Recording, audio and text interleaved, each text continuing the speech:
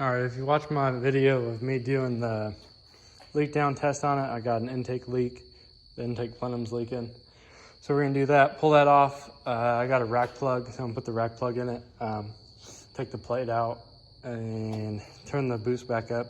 So that's 0 plate in right now, but it's all the way to the cab, so it doesn't let as much fuel in. But now I know why my EGTs are so high, because I had a boost leak. Once I get the boost leak fixed, I should be able to keep the EGTs manageable. So yeah, that's what we're gonna do. This thing is filthy in here, it needs a good wash. But yeah, I'll show you the gasket.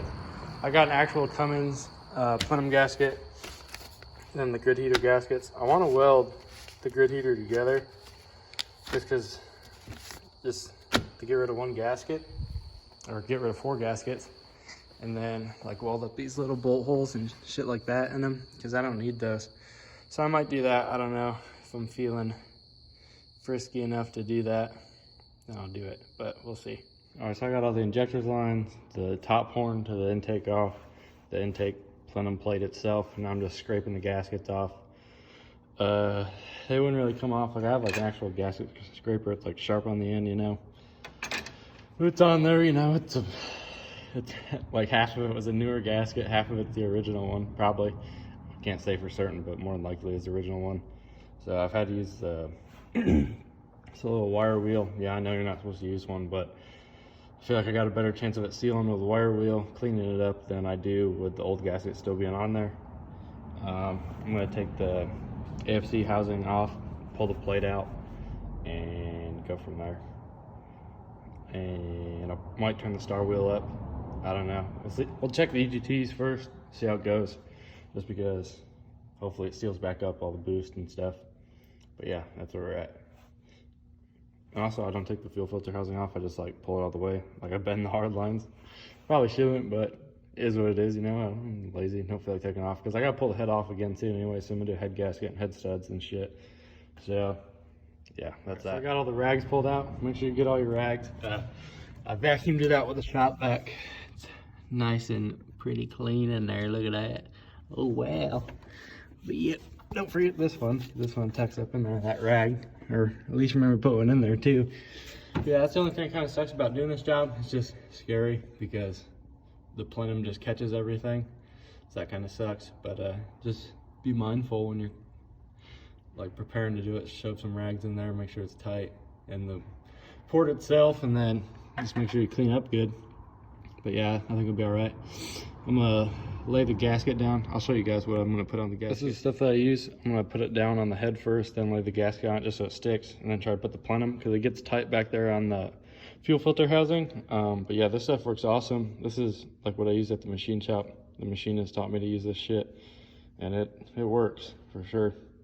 Especially since there's gonna be some imperfections now just from the wire wheel and stuff. This will help fill that in, and then the gasket can kind of sit flat. So I fucked up. For some reason I thought these were square on both sides.